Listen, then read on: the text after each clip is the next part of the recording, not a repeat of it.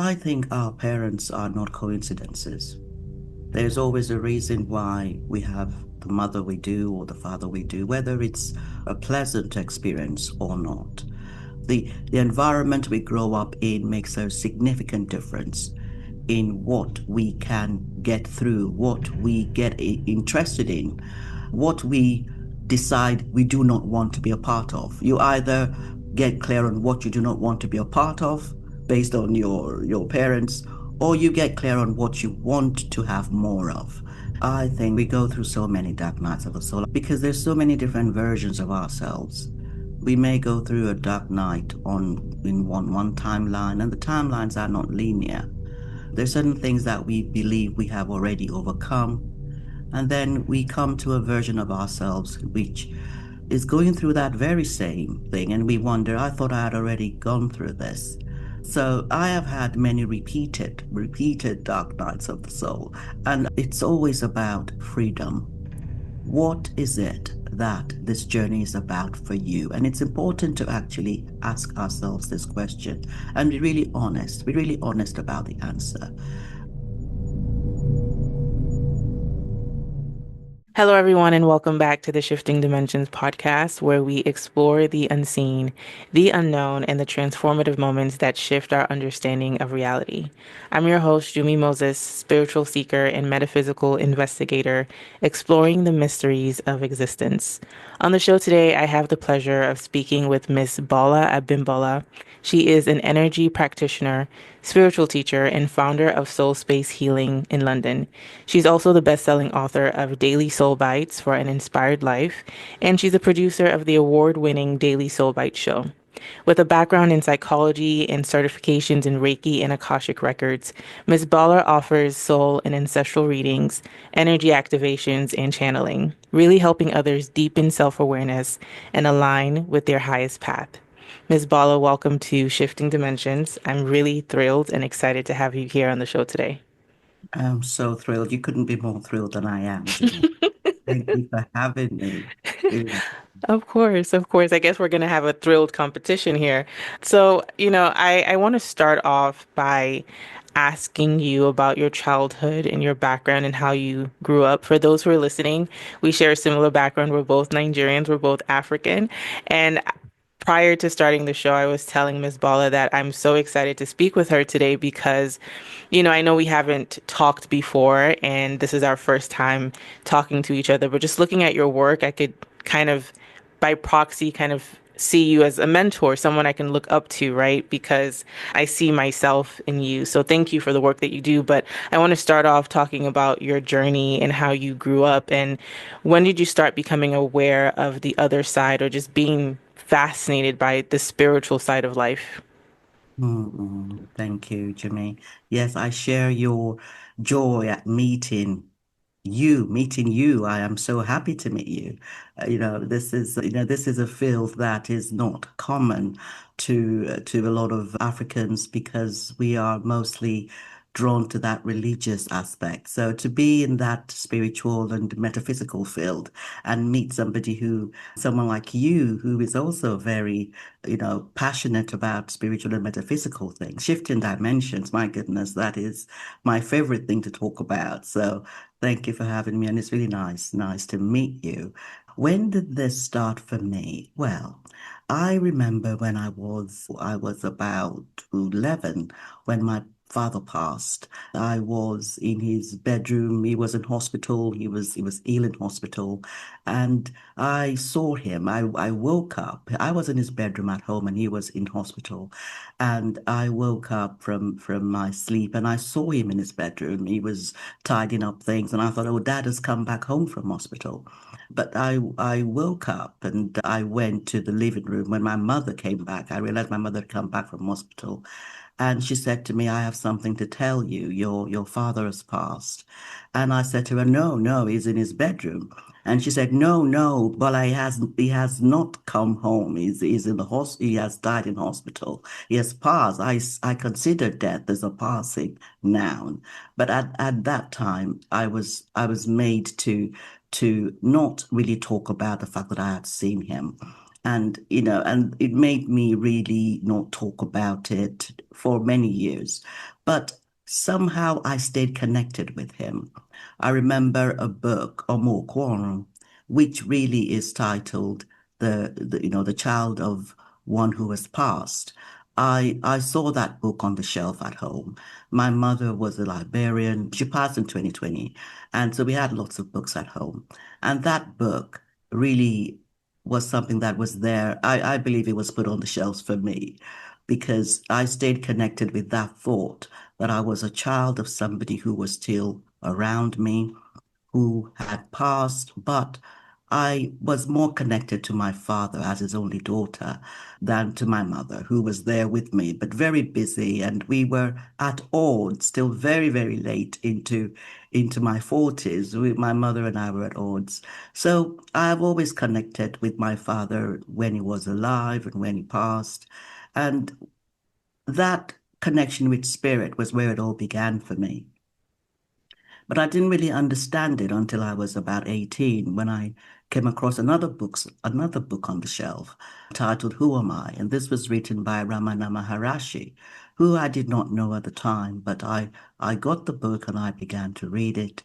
And the book was talking about the higher self and the physical ego self, how you have a physical self that is very much embedded in this reality, but you also have a part of you that is more connected to the divine.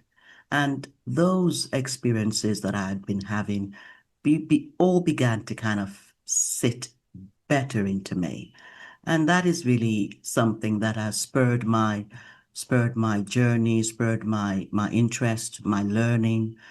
I was studying medicine to start with, and then I left medicine and then started studying psychology because medicine did not sit well with me. It was something that I think every parent or most parents want you to either go into medicine, engineering, or law or something like that. So I started it, but after a couple of years, I knew it wasn't for me. So I got out of it and I started studying psychology, which really is something that I love. And I'm more into the Carl Jung end of psychology, which acknowledges the presence of consciousness as something that exists regardless of whether you are living or past. So that is really where my journey began. And I have been on that journey for at least, 50 years or so. So that's where I am today. Oh, wow, what a fantastic story that you shared there. I have a couple of things to say. I'm going to start backwards a little bit. Speaking of psychology, I actually did want to study psychology when I was going to college. But like you said, it's either engineering, medicine, doctor, lawyer, one of those realms, or, being a pharmacist. So I kind of went down the engineering rabbit hole. But I love that you listened to yourself and you pivoted from medicine into psychology. But going back to your story, so when you said that you saw your dad after he passed, was that a dream, or you actually woke up and you saw him in his room actually getting ready? It sounded like you saw him with your physical eyes or potentially your third eye. I woke up. I Mm, Now, if you ask if this reality is a dream or whether we are a dream, which is the dream, really? Sometimes we have to ask ourselves. But I can tell you that I woke up. I rose off the bed and I saw him. Now, was I dreaming that I'd woken up off of the bed, or was I still in my sleep? But as a child, I believed then that I saw him. And I was so adamant with my mother that I had seen him. I think if I had dreamt, I don't remember myself dreaming much. It's taken me a long time to remember my dreams. And now I'm lucid quite a bit in my dreams now. mhm. But for many, many years, I would wake up not knowing that I had dreamt, if I had dreamt, what I had dreamt. So I can't tell you that I was dreaming. I definitely know that I was awake. Um, Okay. yeah, yeah. The reason I'm asking that is because, I wanted to know now that you look back on it, if you would consider that some sort of mediumship, right? Some sort of psychic intuitive ability. And the reason I'm setting that question up is because something else that you said I thought was very important is that, you and your mom were at odds for a few years. It sounds like probably around your spiritual belief systems or the way your thought process down that line. Because I was listening to you on another podcast, and I think you mentioned that your mom was a pretty devout Christian, and she didn't really understand the work that you did, especially with Reiki, so on and so forth. So I guess what I'm trying to ask is, did you realize that you had intuitive and psychic abilities as a child? And I guess were you supported in that? And if you weren't supported in that, how were you able to get the confidence to kind of be who you are and accept and go down this path of spirituality and metaphysics? Mm. Thank you, Jimmy. Great question. I think our parents are not coincidences. There's always a reason why we have the mother we do or the father we do, whether it's a pleasant experience or not. My mother and I really quite honored to have had her as a mother. We had a soul contract because who she was to me made me who I am today. And I'm loving where I am today. I remember her being at odds with my dad a lot. They were very dynamic, a very dynamic couple. I had in about 14 years, between the nursery and my A levels, I went to about six schools. We moved around a lot because they were both very dynamic. But my father and my mother did not get on. I was closer to my father than my mother. And I don't think my relationship with my mother was helped by my relationship with my father. He doted on me and not on her. And that from a very young age, and children know a lot more than we think they do. From a young age, from about 2, 3, I knew that there was something going on there with her. She was very studious, very intelligent, extremely. She was here in the 60s. She and my dad were here in the 60s. They actually met in the UK in the 60s. He was studying law, and she was at Lincoln's Inn here in here in the UK, in London, which is a very famous training center for lawyers to this day. And my mother was at university here in the UK studying sociology. So they met here and they went back to Nigeria together. So they were very dynamic. You can imagine being here in the 60s with all the racism. If we think, the UK is, still has some subtle, racism in some parts, and in some parts is actually less subtle. But the way they continue their studies, regardless of that, must have taken a lot of perseverance, clarity, and worth, knowledge of worth. So I actually know that them having that as a background did not stop them from pursuing what they wanted to pursue. And it also led them to have children who were very open-minded. They were very open-minded to what they pursued, and they were also open-minded to what their children pursued. So yes, they were insistent on medicine, but the way we thought, the way we carried ourselves, the way we actually pursued our own independence, they encouraged. So my mother never came against me. In fact, when it came to Reiki, I remember her saying to me, "What is Reiki?" And I explained to her that it's universal energy that I have been attuned to use to heal others. And it's actually something that she could try out. And she said, okay. So I sent it to her. So I said to her, at 4 o'clock or whatever time it was we agreed, I will send it to you for about 30 minutes and I'll call you to ask you how it was. And she said, okay. So even though she was very much in the church, she was very open-minded. And this was something that was introduced to me. Reiki was introduced to me by my brother, my younger brother. So, this is the environment that we were in. We were very open-minded. We were all writers. My mother wrote 3 books. I was the last to write, So it's different for a lot of people. I can say that. It's unusual. But that's why I gave you the background of both my parents. They were very open-minded. So I sent her Reiki, and I called her about an hour later, and I woke her up. I actually woke her up from sleep, and she said to me, that is the deepest sleep I have ever had. And she knew there was something different about this. And so she was open to it. She was open to it. But so it's important for me to give that context that, they were open-minded, they were educated, my mom had books from all over the world, in the house. So she was a very open-minded, and that's why I honor my contract with her, because she started me off. The environment we grow up in makes a significant difference in what we can get through, what we get interested in, what we decide we do not want to be a part of. You either get clear on what you do not want to be a part of based on your parents, or you get clear on what you want to have more of. So I knew the church wasn't giving me the peace and connection I needed. So I was exploring from a very, very young age, even in my teens. And there was an openness around me. The books were around me.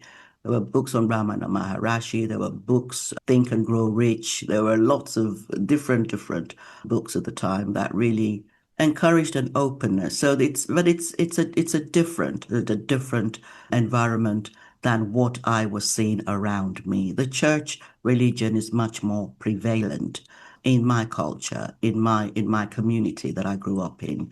So this was highly unusual.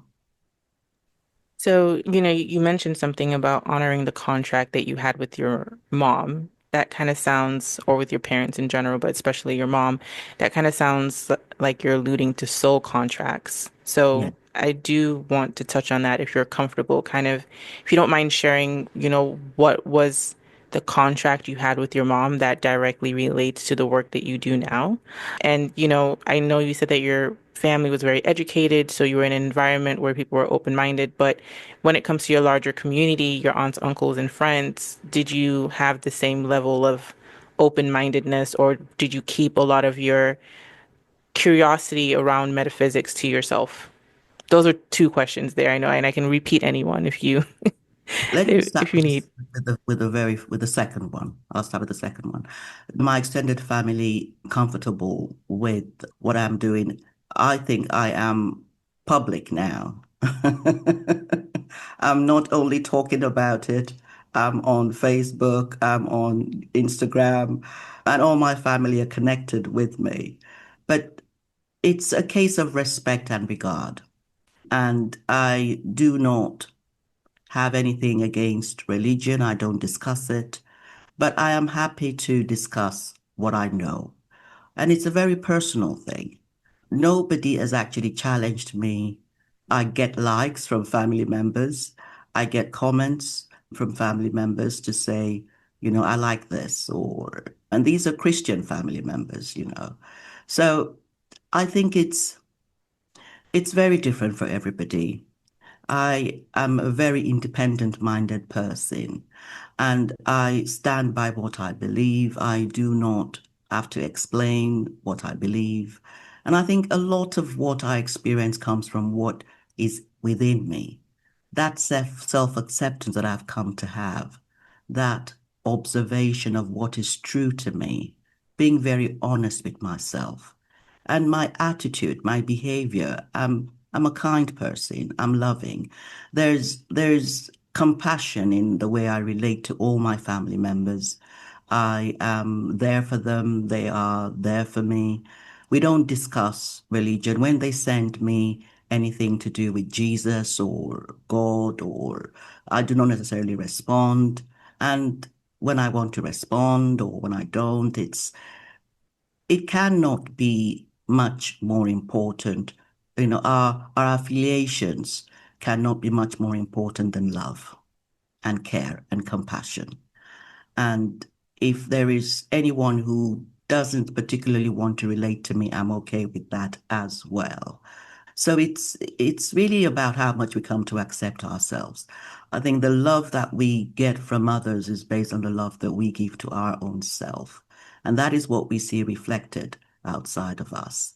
And there's not always alignment. There's sometimes, negative synchronicity where people do not agree with me, or when I sense that someone is as a bit of an angst against me, I just walk away. There is no need to create any kind of tension over anything at all. I am very quick to detach, very quick to detach from whatever doesn't particularly appeal or bring me peace. So that's where family go. And I'm very close to family members. And there's some that I never talk to again, I know, till I leave this lifetime. Maybe the next lifetime, I don't know. But in this particular one, there are some family members who I know we will agree to disagree. And that has got to be okay. A time comes when we have to stand firm in what we know has brought us peace, what we have worked hard to see, to feel, to taste, and we have to let everything else go. It's got to be the most important thing to us, our own peace of mind, our own essence of being. And the first question was around soul contracts. The soul contract with my mother was really around resilience, resilience and determination. When I think about how she must have, she was here in the 60s, very focused, very determined with her degrees. She had a first degree here. She ended up having 3 degrees actually and a master's in theology. And I know that if I had been here in the 60s, I probably would have been locked up. I probably would have been some kind of a revolutionary leader or some kind, fighting against, advocating for everybody and fighting against racism. I would not have focused on my studies, that's for sure. So I respect that. I honor that. And a lot of what she focused on was not so much, happiness. She was more focused on that task in front of you, your studies. In fact, I didn't learn to cook. My first husband taught me how to cook. Her focus was on my studies. So every time my dad said to me, go in the kitchen, she would say, no, she needs to do her studies. So she was very focused. I got married at the age of 18 and I didn't know how to cook. So this is interesting because she was very much a feminist, very much about women's rights. And she was known not just in Nigeria, but outside West Africa as well and abroad as a diplomat, a fighter for women's rights. And so she instilled that in me, that confidence as a woman, as in a community that is patriarchal, in a community where the woman is seen as less. And not just in Nigeria, but all over the world, even in the UK here, women still earn less than men for the same job in certain instances. So it's something that I think was a gift because that confidence that I have, some of it is really quite natural for me. It was something that she conditioned into me. But that kind of happiness, because you can be confident without really having that sense of worth. And I had to learn that. I had to condition that myself. But it's always about what do your parents give to you? And then the buck stops somewhere. And then what do you give to yourself? So I think that contract from my mother was really around that confidence as a woman because she was to love being a woman, to be comfortable with that feminine energy. We all have feminine or masculine energy, whether we're, whatever gender we are. And I was conditioned with that masculine energy to be very strong in it, but also the feminine to really love the fact that I can receive, I can be intuitive, but not the relationship with her gave me a taste of it, but I thirsted for it even more. So the spiritual path has been about embodying more of that feminine essence of being, and the masculine has been something that I was raised with from a very young age. And then finding that balance between the masculine and the feminine, having that harmony has also been part of what I have conditioned and learned and practiced. And I still cultivate on a day to day. It is a journey, it never ends. You're constantly finding yourself in versions of self that don't necessarily hold that same balance as you had yesterday. So it's important to continue the daily practice. So yes, that's the soul contract with my mother. Thank you for sharing that because, I've talked so much about soul contracts on the podcast, and a lot of times it's brought up when talking about whether it's ancestral baggage that people need to clear or whether it has to do with forgiveness. But there are other contracts that you just kind of alluded to where it's this opportunity and this call to step into a different type of power and being. And like you talked about resilience, and I think sometimes that's not always the main focus about a soul contract. It tends to have, not all the time, but usually like a negative connotation. But sometimes there are people in our lives, our parents, who are here to sharpen us in certain aspects. And if we lean into that and we understand the dynamic and can see these are the lessons they're trying to teach me that I can use for myself, I think it can be very instrumental on that soul journey that we're all on, really. Something else that you talk about often on your show is the dark night of the soul. I want to know if have you ever had a dark night of the soul? If what was it triggered by, and what did you need to learn, and who did you become after that, if you did experience that? Mm, thank you, Jimmy. I think there are we go through so many dark nights of the soul. I don't think it's just the one, because there's so many different versions of ourselves. We may go through a dark night on in one timeline, and the timelines are not linear.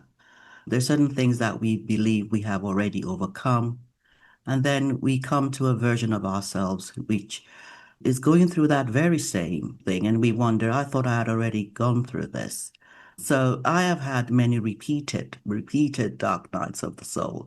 And if another one comes, this is not about no longer having dark nights of the soul. It's about having the tools and the resilience to actually deal with those, manage, transcend those dark nights quicker, with more grace, more ease, more flow.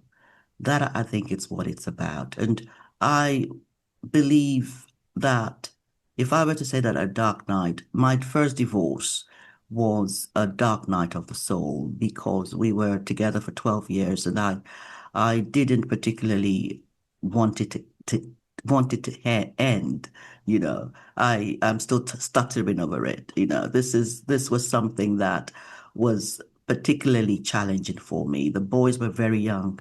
Our two boys were young. They were 3 and 2 at the time. They're now 28 and 27. It was a long time ago, but still, this version of self is still kind of tweaking at the thought of it. That period of time, I remember after the divorce, I could go to work, I could do whatever I needed to do outside the house. But if I was in the house and somebody knocked on the door, I could not open the door. There was such a fear in me, there was such an anxiety. I did not realize that I was leaning on him to feel safe in that way. So there were things like that I went through that I realized that I needed to grow. And I did. I did. I cultivated a sense of love. I did a lot of therapy.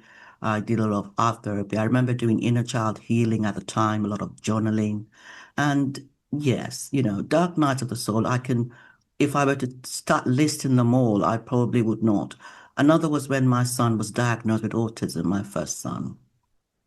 And that was challenging because I had, given birth to him. I knew from the moment he was born that he was different because he would only sit, he would only lie down in the cot staring at one spot, not looking around. And you'll have to turn his head to look at you. And I had a degree in psychology, so I knew that there was something off about the way he was related to me as his mother. He did not search for me whenever I came in the room. He did not respond in the way that a baby would respond from the age of 2 months, 3 months, 2 years. So he was diagnosed with autism by the age of 18 months. It's very young. And back then, that took a lot of challenge, and I had to push the health system in order for him to be diagnosed, in order for him to get the support that we desperately needed. So that was another dark night of the soul when he was, and I was very young at the time. So there have been many dark nights, and I believe we are empowered beings, Jimmy. I don't think any of us comes onto this earth plane as a victim, and we choose the path. We may not be conscious of it, but by the time we look back, looking back now, I can tell you that every single thing, the dark nights, the moments of bliss, the contracts, were all stepping stones to guide me towards or away from something. It's always about freedom. What is it that this journey is about for you? And it's important to actually ask ourselves this question and be really honest about the answer. Have I come to explore lack, or have I come to explore abundance? Have I come to explore pain, or have I come to explore bliss? It's important for us to understand where our journey is leading and be honest. There's no right or wrong. There's no right or wrong. If we've come to explore shadow and we've come to explore many dark nights, we will have a lot of dark nights constantly, barely any bliss. And it's up to us to make that choice. And we can then take action, do the work, do the inner work, the healing, the forgiveness. It's whether we stay in that place of shadow or stay in or move towards light, it's hard work. Choose your hard work is what I say. It's not spiritual awakening journey to transcend the shadow, to transcend those dark nights is not a path of ease, but it does lead you to even more freedom and ease than you would get if you stayed on the path of exploring shadow. Whatever we focus on is what will expand. We will see more and more of whatever we lean into, because that is the empowered being that we are. Each and every one of us is an infinite piece of universal intelligence. We're such intelligent beings. We must be aware of what we're focusing on what we are expanding in that reality. We must have the tools to transcend those things we do not want. It's not about just saying we do not want it. We have to heal at a mental level, in the brain, in the heart, and in the gut. We have to heal the trauma and keep moving through the versions of us that are holding different types of trauma. What we healed in one version, we may find in another. The version of us that was single may get married and find that that version that got married doesn't remember why she wanted to get married at all. She's thinking, why the heck am I not single anymore? You know. And so we can come to integrate what is missing from this timeline with what is present in this timeline. So we can really come to embrace the wholeness of being in every jump, continue that integration. And it's about unconditional love. How do we come to embrace those parts, those physical ego parts that are in the versions of us? How do we allow each version to surrender those physical ego parts to the higher self with love? It has to be love because the physical ego selves in the different versions of us do not surrender unless they feel safe, soothed, acknowledged, and loved.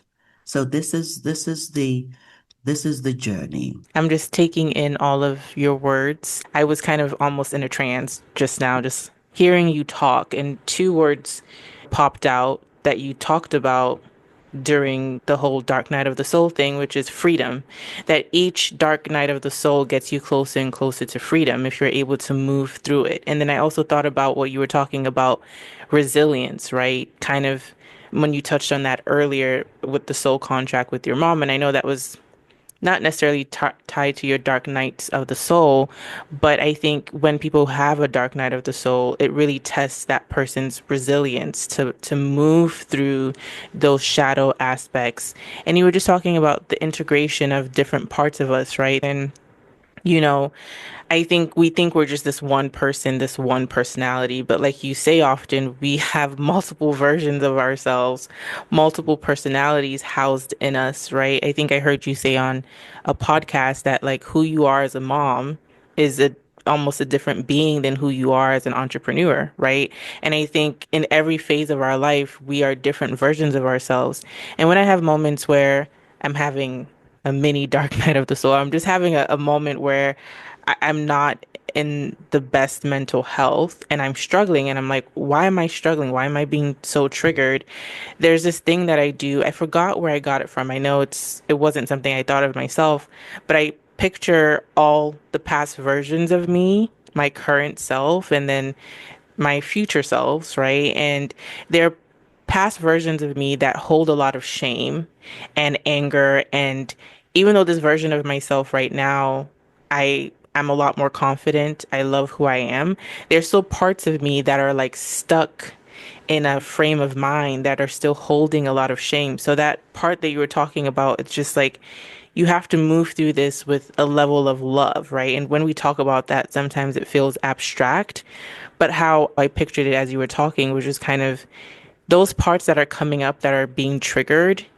We need to pour love into their shadows, right? Because past, present, and future parts of us still have shadows, right? And it's like that integration, that integrative piece. I just wanted to emphasize and support that it's all about love. And this is why I love the Five Love Languages by Gary Chapman, which is, physical touch, service to self, gifts to self. I mean, Gary Chapman wrote those five love languages regards to relationships, relating to others.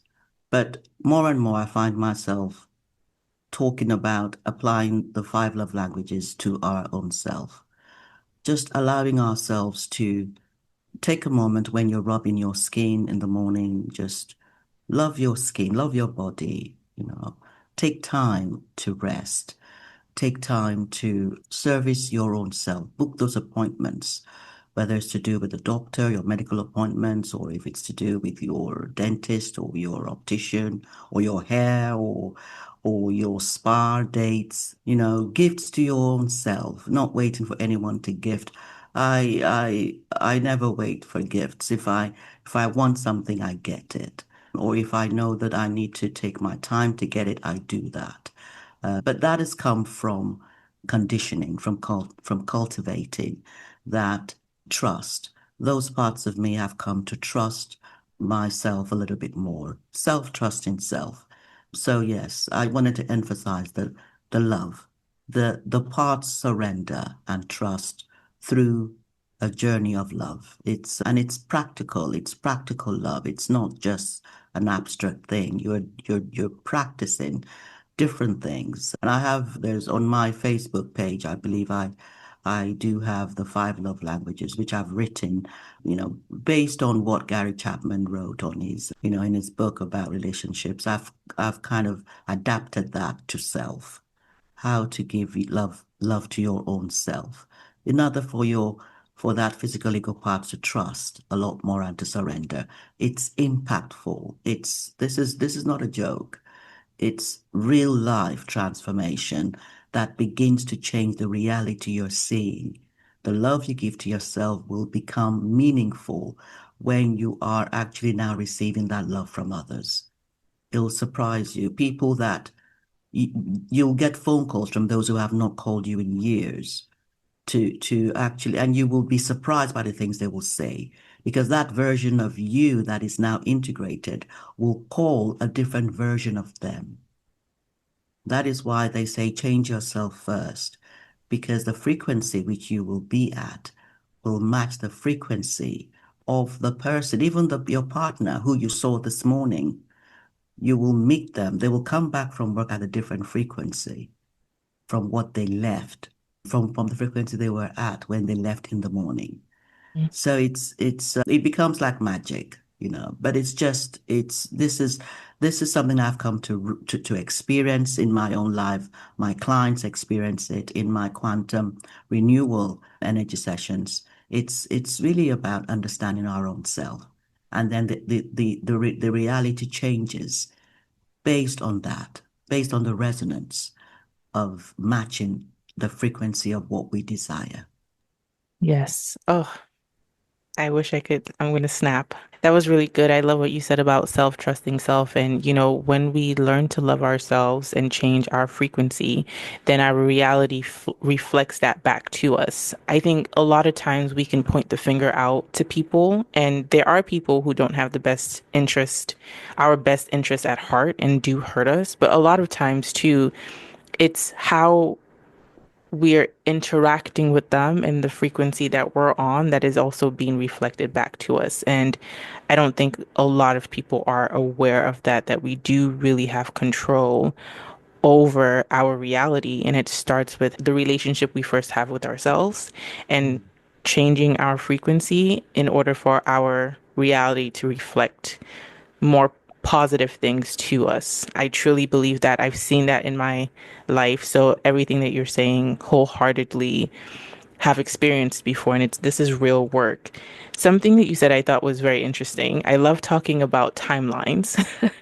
And you use timelines sort of, to reflect different dark nights of the souls or repeated dark nights of the souls or different versions of us. And please let me know if I'm oversimplifying it, but what is the correlation between timelines and some of the things that we have to go through here in this plane in existence? Mm, mm. Yeah, great question. I I've come to realize that there are so many timelines. It's infinite.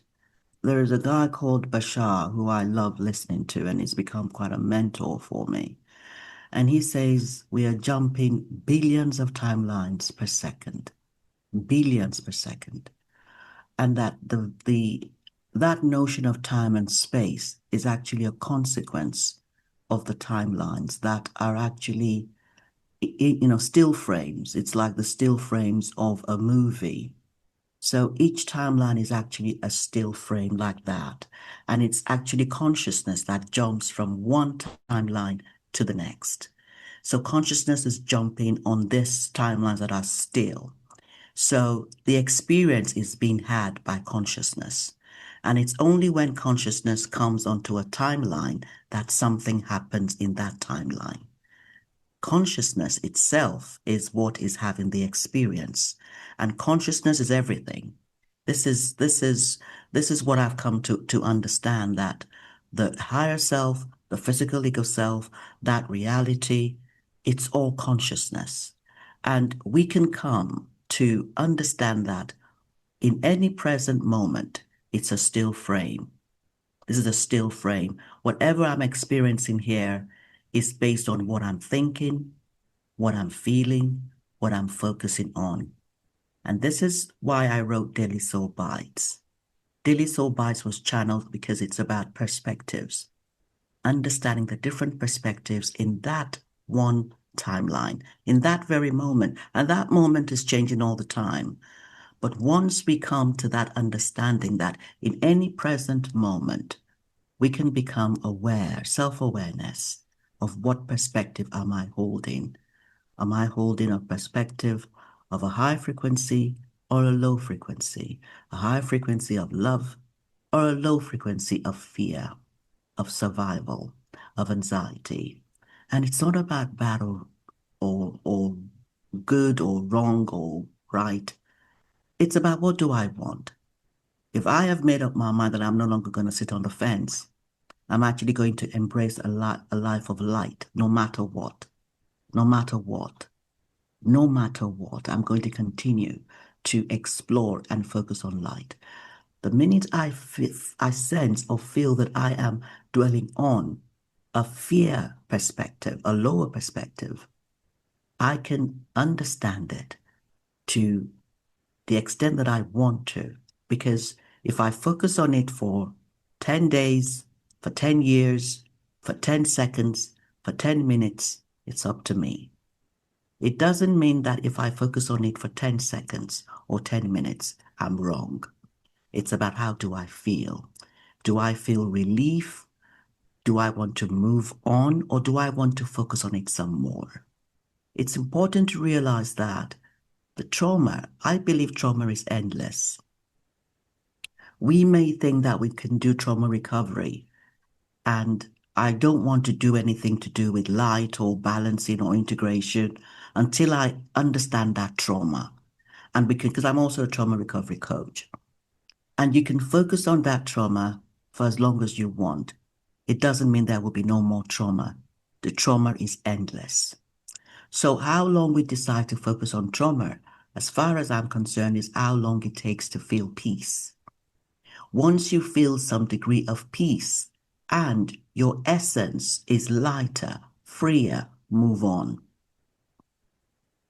Move on and do the next thing you need to do. Try to hold on to as much of that light and peace and joy in that moment, in that present moment, as much as possible. If you still feel some tension, look at it. Have the tools that help you to release. And we always have a toolbox. For me, I enjoy self Reiki energy healing. I do crystal subliminal technology. I do cognitive behavior therapy. I have a range of tools in my toolbox. And we all have what resonates. There are 8 billion modalities, whether it's sound, light, contemporary medicine, traditional medicine, alternative medicines, whatever works for you. There is no judgment. There cannot be any judgment. And it's really about coming to understand the tool that is going to work in that moment that is going to give you peace. Much more freedom, another level of freedom, the next level of light. And this is really what I've come to understand. The dark shadows will come, the dark nights will come, and we can come to have the tools that will allow us to experience freedom in that moment.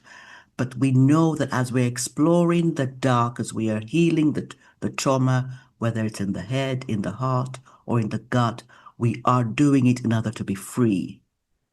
The emphasis, the goal has to be freedom. And it's not about focusing on the trauma and understanding the trauma. We can come to lean more towards that end goal. Even as we use the tools every single day, the intentions we're holding are powerful. And that is really what guides the outcomes that we have as empowered beings. So really the dark nights will always come, but it's about knowing that I am a being of light.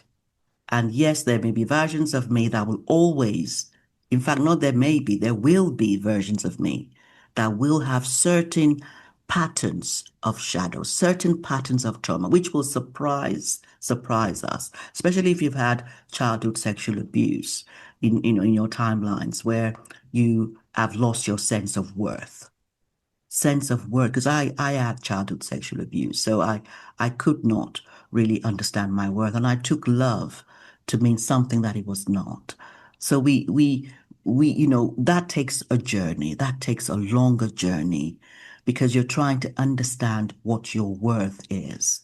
You're trying to get a sense of understanding of your divine self. You're totally disconnected from it, totally disconnected from it. So it takes a while for you to, it's there, but you're disconnected. And to find yourself again, that takes a while. And you may come to versions of you that are a lot more in they have lost the memory of true self much more than some timelines. And that's okay. It's being accepting of whatever version we find ourselves in and using the tools that are there for us.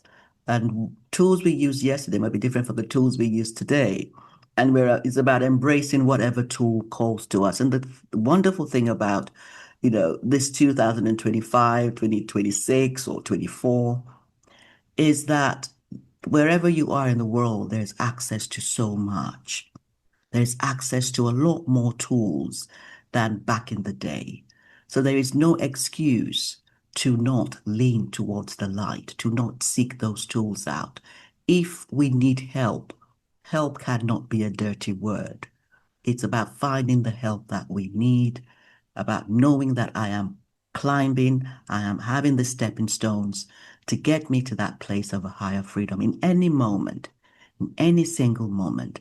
And we can come to flow more as we heal, as we allow. We become much more allowing of whatever is coming, and we resist less. If I'm trying to get something and I am not getting it somehow, I can pause and allow myself to be guided as to what tools I need to. And a tool could be an email. An email could be a tool, but how we send that email could be something that could transform that situation or could keep it in another state. So, but we can be guided. And those of us who write, because I'm also a legal advocate, so I write a lot of emails. There is something about the content of an email that can either take you up into the light or down into the shadow. And we can really begin to be more aware, more mindful, more understanding of the trauma that we have gone through, and be able to integrate and transmute some of these limitations that is constantly, the limitations never go away. It's about how we apply, what we apply to it. The versions of us always have, different versions of us will always have different limitation patterns.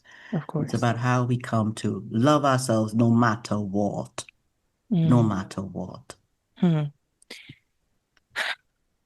There was so much there, and this was so good. And what I'm hearing, what my brain kind of put together, is the fact that while we have different versions of ourselves and we could have different moments in life that feel like a dark night of the soul, because consciousness is the one experiencing all these different timelines and they're happening so fast, our perspective is what determines what timeline we're on. So we can shift our perspective from a timeline that I guess is more filled with a shadow, or we could jump into a timeline where we accelerate faster past that shadow, past faster past that dark night of a soul, and potentially manifest the desired reality that we have for ourselves. So that's where that what I'm hearing is that that's where that whole like timeline hop and shift is constantly happening, even though we're not aware of it. And I think that's so true because sometimes I have moments where I'm feeling a type of way about a situation and I'm going down the negative thought patterns. And then immediately I'm like, wait a minute, actually, I don't have to look at it from that perspective.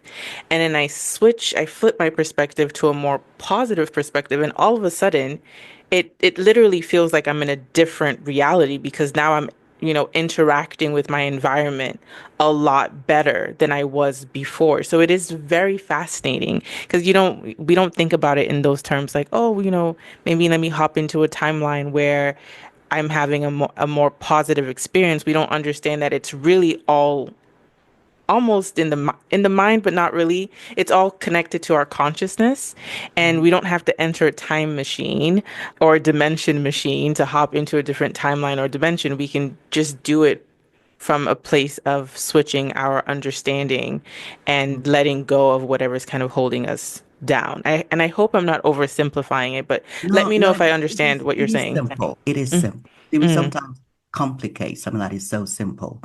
For instance, I remember having a conversation with my younger brother. He's also very much into quantum mechanics.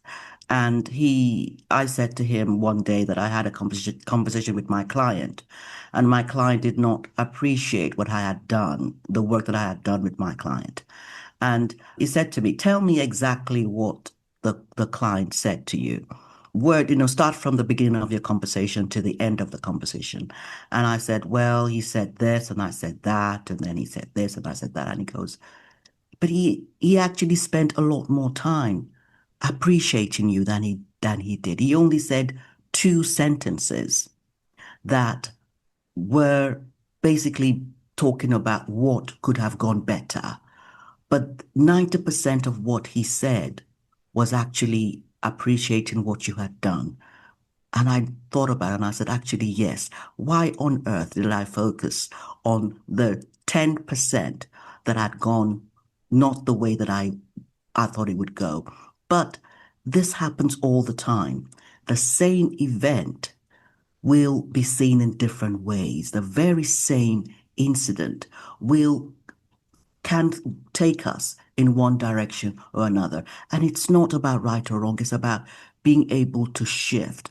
My calling my brother was me getting help. Because there are lots of times when I can do it on my own, when I can just have an incident or a conversation or something happens and I can immediately find myself going down one route because of that version of myself that is not remembering that I am an energy practitioner. I'm a frequency alchemist. And that happens to all of us. And then you find yourself being able to actually quickly snap out of it in seconds. And you're back on that high frequency because you can pick up. And even if it's 90-10, even if the 90% was dark and the 10% was light, you can snap out of it in seconds and say, okay, whatever, it is what it is. Tomorrow is going to be different. I'm going to do it differently. Even if it was 99% negative, even if we are now homeless. We've actually lost our home and we're completely now down and out. In that split second, we can say, yes, okay, what are my options right now? We can actually and if we need help to shift into that, into that higher place, because sometimes it's tough. Sometimes it's tough. And I've been there and I still get there. There are times that I still need help. So it's important to know that it's about switching to the high frequency when you can when you can, as quickly as you can, and integrate the shadow, integrate the trauma, get the help you need. And the intention is about freedom. That's what the higher frequency gives to you. It's about that freedom. And it is possible, but it takes love. The only reason why we get help is the love we have for our own self. Nothing on the outside encourages us to do it Yes, because we're absolutely. supposed to be victims. Yeah. And there's a lot of encouragement to be a victim and stay in the victim mentality and be attached to our trauma, attached to experiences. So I think sometimes when people don't want to let go of some of the dark things that they've experienced because it validates why they feel like they're acting the way that they're acting, right? Like that self-righteousness. And I feel like we hinted on the ego a few times. And I think a lot of times people might think, oh, the ego is just maybe being too proud, but you can have an ego tied to your, you know, traumatic experience. You know what I mean? And again, this is not like a good versus bad, what's right or what's wrong. We're Mhm. just talking about what could potentially keep someone in a lower frequency, which is then reflected in their reality and what they continue to experience or Yeah. their perception of their reality. So, A mm-hmm, theme come to explore. Not everybody has come to explore a spiritual awakening. mm, Not everybody has come to explore being president of a country. Not everybody has come to explore owning 50 houses before I'm 30 years old. Not everybody has come to explore having kids or even getting married. You have children who become nuns at the age of 5, 10. It's about understanding what have I come to do here, and a comparison is futile. Comparing ourselves to somebody else or what other people are doing, it's so futile, and that's another discussion. How comparison, because we're the only one that's having that reality experience. So comparing ourselves to what we are seeing in that reality is completely futile. yeah, So abs- yeah, yeah, yeah, absolutely. And I think, the term comparison is the thief of joy is a real thing because you have no idea what that person's life is like. You don't have the full picture and you're not supposed to have that experience. Focus on, your experience. Easier said than done, I know. I want to switch gears a little bit, and I really have to ask this question to you as someone who's very into quantum mechanics and just the spiritual metaphysical world in general. I have to ask, your thoughts around God. And also from a West African perspective, there's been this push away from Western religion like Christianity, going back to more traditional roots, the Ifa tradition being one of them coming out of Yoruba land.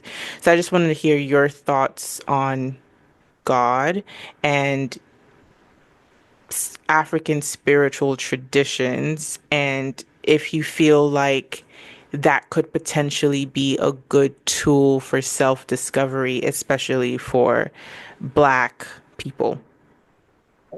Yes, it's a modality, a Mm, powerful modality. And the first question, God.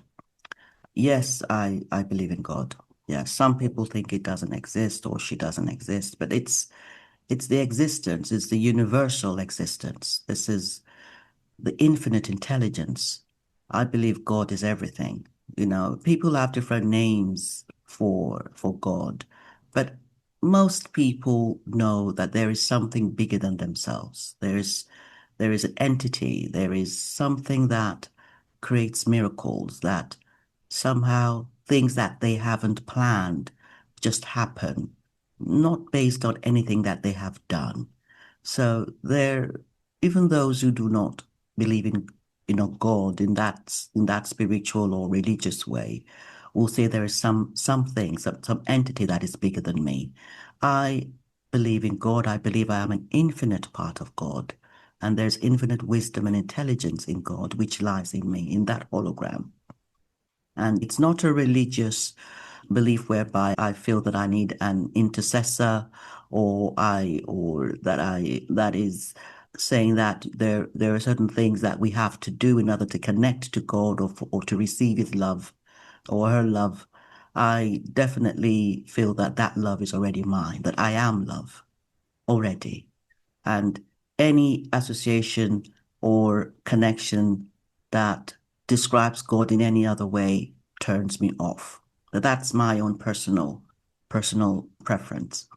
With regards to Ifa, I have not practiced Ifa, but I've actually gone to visit a number of shrines back home. I intentionally spent a lot of time visiting because in Osun State, I worked with a number of leaders, and I got to really spend time in shrines because my father was very much into that. When he got back home from the UK, he spent a lot of time developing his village, his town, and I felt drawn to go there. I'm still very close to my dad. So I believe he wanted me to reconnect. So I spent a lot of time in the shrines with the priest and the priestesses. It was a reconnection to a part of me, that was true to me, felt true to me. And I think it's important for us to embrace whatever feels true to us.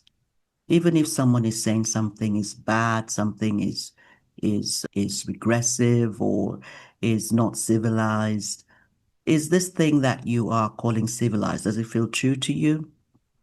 Does it feel right to you? Does it bring you peace? Does it say the things that make you feel happy, make you feel joy? If it doesn't, it's up to you. The buck really stops with us. I have to say that I'm very open. I'm a very open-minded person, and I do not judge those who diminish or denigrate or set aside their traditional roots. But I always say you chose to be born somewhere for a reason. Out of all the countries in the world or all the continents in the world, if you chose a particular continent, there's a reason for it. And denying that makes you a victim, really. If you are an empowered being and you know that you've chosen this place to be born here for a reason, it's important to look at that and to allow yourself to hold on to whatever that place has to offer you in a good way. And know that everything is conditioning and programming. If you've been wired in a particular way, you need to rewire yourself, especially if you're not feeling joy or peace. That is a birthright. That is a birthright. And if there's something that you are doing based on what has been done or what has you've been conditioned with, but it's not giving you peace or joy, it's important to take responsibility and pause and just be curious. Be curious about what around me is available to me right this minute. Because the higher self keeps guiding us, keeps giving us limitless opportunities to find peace. If there's something that you are constantly being exposed to, you're constantly talking about, it's being put in front of you. It's being curious is wise. It's a choice because we all have free will. But I would say it's a modality. I explored it. I believe it's something that requires some kind of tutelage. My brother is somebody who is very much into it, but I find myself drawn more towards the energy healing work that I do, which really has helped not just me, but my children. And there's no looking back for me with that. But I do not walk away from it. If I get a call to visit a shrine that I'm nearby that is convenient, hello. I will be there, you know. Mm-hmm. It's Mm-hmm. about when is it convenient for me to be there? Because we are the ones creating this reality, and what's the experience somebody else has of it doesn't mean that is your experience. Because the intentions you hold is what we all know that when we have, you could have, you could be a head teacher in a school and you will relate to your pupils and to students very different ways. The same person will relate to different people in different ways. So just because one person has had a bad experience with something doesn't mean that you will. It doesn't mean that because the intention that you hold will transform that experience and you will actually get the best of the devil. You will get the best out of it because of the intention and our aura, the energy we carry speaks before we talk. They will either walk away or they will pause and treat us in a different way. So it's not about the tradition itself. It's what we take from it. Whatever experience it's what we take, how we use it. And no one modality serves all. Some people will use one modality and some people do not want to touch some modalities and some people will die with it, you know. So it's important to be open-minded, Yes. and just know what intentions you want and what feels true to you, being aware of how and walking away if it doesn't, and no judgment. No judgment. Absolutely. Absolutely. And part of the reason I asked if your thoughts on the Ifa tradition is because I know that you do ancestral readings as well. So I know that ancestral veneration is a big thing within Ifa tradition. So I wanted to know if there was a correlation between that for you and the work you do in ancestral reading. So that was also another reason I asked. But I agree with everything that you said. I think keeping an open mind, understanding and honoring other people's cultures and traditions. And, the word civilized, I mean, who are we to define what's civilized versus what's not? You know what I mean? And I think that a lot of people have said that, we're all one as human beings, of course, but I think within that, I think as groups of people, we have our own collective consciousness and things that resonate more with us because of that ancestral lineage, right? So maybe potentially getting more intuitive insights from our direct lineage versus trying to tap into someone else's lineage for insight and understanding and guidance. So, thank you so much for No, saying that. let me touch on that because Yes. even in the collective, we're individual. We're individuals, even if within the collective. And we can't say that, for instance, all Black people are the same, all Nigerians are the same. They're Yeah. they're so much diversity, even within that collective. Yes. It's about honoring and respecting the collective, but also honoring and respecting your own self, number one. And you can have modalities from different collectives because we have had many lifetimes. This collective is probably stranger to us than previous collectives that we have had. So we cannot say because in this present lifetime we are in this collective, we do not feel the affiliations with others. We must not limit the the experiences we have had for lifetimes, the ancestors we have had from different collectives.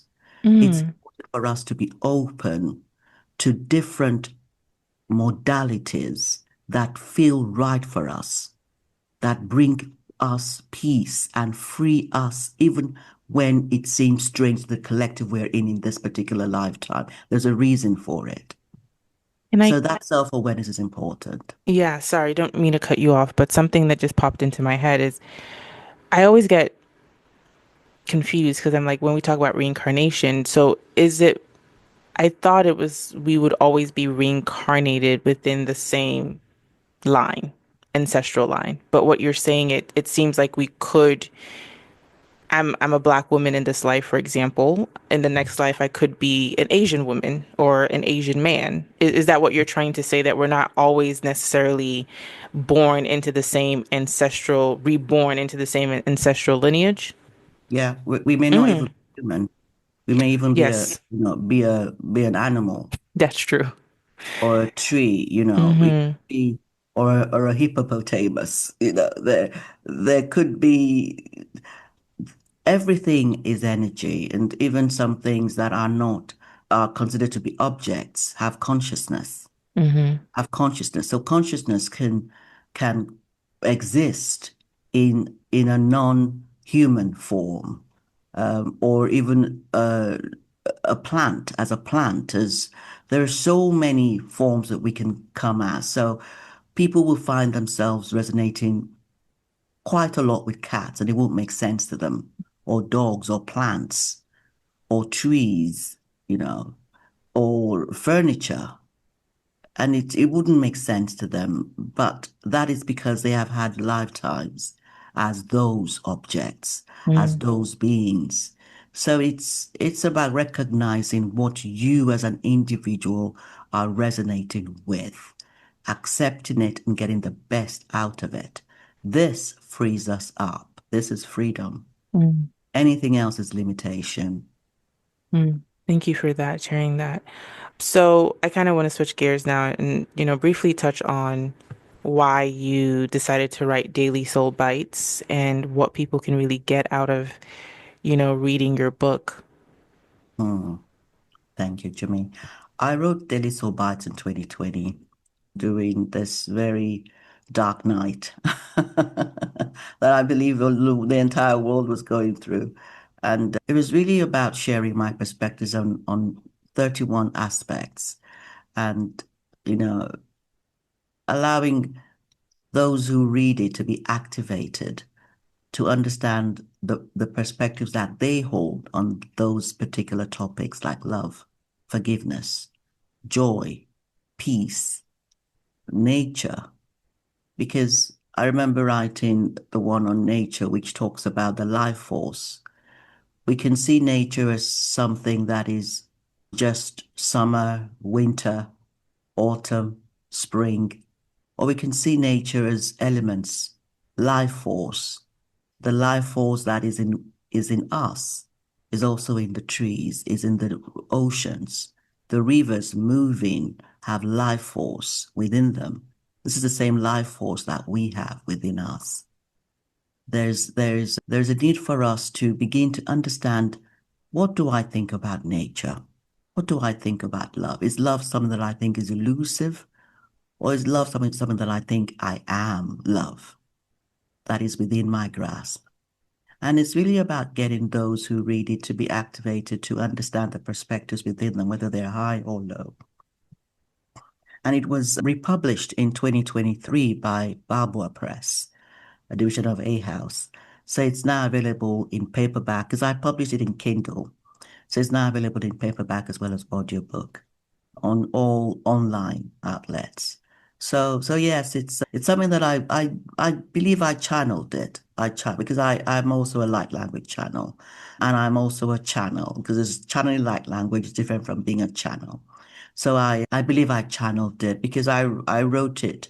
It came easy to me to write because my family had been asking me, when will you write? When will you write? And I remember publishing a book, collaborated with some colleagues to write a book for persons who are educating those who have autism. And these are colleagues who are educational psychologists. And I wrote a chapter in the book in I think it was 2019 or 2020. I think it was the same year, just before I wrote mine. And I remember telling my mom, I've written a book, mom, and because it's not your book. You collaborated with others. You need to write your own book that is just your name on it. So I found it easy to write because I'd been trying to write for many years. It just nothing really flowed. Nothing flowed with ease. But this just flowed. It flowed nicely. So I believe it was channeled. So Mm, that's Daily Soul Bites. And that's really what I share on my show. It's about expanding consciousness, yeah. about really, insights that we can come to have, our own insights or insights that others share, that we can begin to reflect on in order for us to begin to shift more and more into higher frequency timelines, if Hmm. we choose, if we choose. That's the key word, if we choose. Mm. Power of choice. Thank you so much. It's been such a wonderful experience having you on the show, and I hope to have you back as many more times as you're willing to, come on the show. I have to ask you before we close out the show and before you share where people can find you, have you shifted in perspective on anything recently? And I ask this to all my guests because I think we're constantly shifting. Of course, we talked about that on the show, but if there's anything you would like to share, it could be lighthearted or as deep as you'd like it to be. Mm. My son has a care manager who told me, who was full time, but he told me recently that he will now be part time, working Monday to Wednesday. And I somehow, part of me did not think he would be missing on Thursday and Friday. So I thought, oh, okay, that's fine. But then I tried to reach him on Thursday and Friday one week and I couldn't get hold of him. And then he said to me the following week, he said, oh, I'm not around Thursdays and Fridays. And for the life of me, I couldn't imagine how it didn't click. It did not click that he would not be available Thursday and Fridays anymore. So that was a shift. That was a shift because the person that was told it would no longer be available on Thursday and Friday, that version of me was okay with it. Somehow. I could not imagine how. So I had to call him, and say, "Can we have a meeting, please?" I don't know how I agreed to this, but so that was a shift, and I see shifts all the time. It's not even something that happens on a Sunday, or it's happening every single day. The versions of you that you will see responding to certain things will seem very strange to you. And that is a shift in frequency. That's a shift in timeline, in a different timeline. And it's okay. It's just about, okay, I don't know what happened on Monday, but today is Wednesday. This version of me, this is what I believe is the way we should go. And just doing it in a way that is compassionate, in a way that takes account of the other person, in a way that helps everybody get a good outcome. That is emotional intelligence. So yes, I can stay here and talk about so many different shifts that happen to me. It happens to everybody. So yes, that's just one. That's just one example of finding myself in a timeline where something I had agreed to just the week before was very strange. How on earth was this okay with me? But I remember it. I do remember saying yes to Monday to Wednesday, but it's okay. This version of me now wants Thursday and Fridays taken care of very nicely too. Even if you are part-time, something has to happen on Thursday, Fridays. So yes, that's because that's really what timeline shift will create. It will create, perplex, surprises, disruptions in your mind, in your feelings as to how could this be? How could this be happening? But it's how we integrate it. It's how we come to own it with honesty and and then integrate it in a way that matches us, aligns to us in the present. And that becomes something we can flow with much, Hmm. much easier without judgment. Yeah. And now is actually working Thursday, Fridays, even though when I say working, he's keeping an eye and having oversight, not disappearing on Thursday, Fridays, but having oversight on Hmm. Thursday, Fridays. And I am respecting his Monday to Wednesday, but Thursday and Friday is taken care of. Mm. And so that's just an example. Yeah, thank you for sharing that. And just how you broke that down, I feel like was healing for me in just being compassionate to myself when I'm like, oh, why did I change? Why does this bother me now?